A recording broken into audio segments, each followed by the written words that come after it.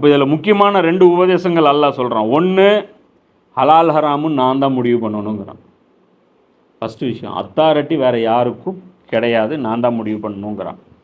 அதே மாதிரி இதனால் என்ன இன்னொரு விஷயம் கன்வே ஆகுது அப்படின்னா, இந்த 3 உம்மத்துகளையும் சேர்த்து வச்சு தானே இப்போ பேசிகிட்டு இருக்கிறான். அப்போது ஹலால் ஹராமு இதுக்கு முன்னாடி இந்த ஷரியத்தில் இருந்ததெல்லாம் அவ்வளோதான், அது வந்து என்னாச்சு, செயலிலேருந்து போயிடுச்சு. இனிமேல் ரசூல்லா சொல்கிறது தான் ஹலாலு ஹராமு, குரான் சொல்கிறது தான் ஹலாலு ஹராமு. விஷயம் திரும்ப திரும்ப நம்ம கன்வே பண்ண வேண்டியதாக இருக்குது. ஏன்னா இந்த ஒரு பிட்டை மட்டும் எடுத்து போட்டு ட்ரெண்டு பண்ணி விட்ருவானுங்க, வைரல் பண்ணி விட்ருவாங்க.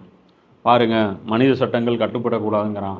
இந்தியாவில் வந்துட்டு இந்திய சட்டங்களை கட்டுப்படக்கூடாதுங்க, நான் அது சொல்லவே இல்லை. இதில் வந்து மொதல் விஷயம் நம்ம சொல்ல வர்றது, அதாவது அல்லாவுக்கு தான் ஹலால் ஹராமுன்னு உரிமை இருக்குது அப்படின்னு நம்ம சொல்கிறதுடைய பொருள் என்ன அப்படிங்கிறத முதல்ல நீங்கள் புரிஞ்சுக்கங்க. நான் என்ன சொல்கிறேன்னா அதுதான் நான் சொல்கிற விளக்கம்.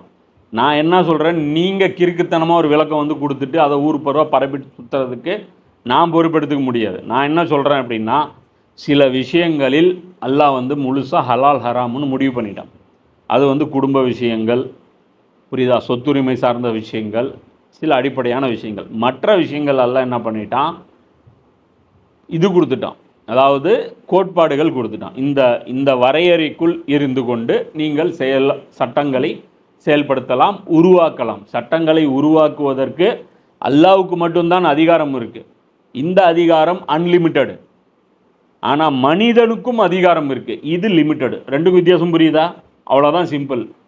அப்போ அல்லாஹ் தாண்டி அல்லாஹ்வுக்கு மட்டும்தான் சட்டம் இயற்றுவதற்கு அதிகாரம் இருக்குன்னா அதுக்கு மீனிங் என்னன்னா, எல்லா முடிவும் அல்லாஹ்வுக்கு மட்டும்தான் இருக்குது. ஆனால் மனிதனுக்கு அவன் சில வரம்புகள் கொடுத்துருக்கான், அதுக்குள்ளே அவன் இயற்றிக்கலாம். அந்த சட்டங்கள் மக்கள் பின்பற்றலாம். அது இந்த வசனத்துக்கு எதிரானதாக ஆகாது. இதைத்தான் ரசூல்லாவும் சொன்னாங்க, குலஃபாய் ராஷிதீன்களும் சொன்னாங்க. இதைத்தான் இன்றைக்கி நீங்கள் யாரெல்லாம் வழிகட்டவர்கள், அல்லாமா இக்பாலு, மௌலானா மௌதூதி அப்படின்னு சொல்கிறீங்களோ அவங்களும் இதைத்தான் சொன்னாங்க. புரியுதா? நாங்களும் அதை தான் சொல்கிறோம்.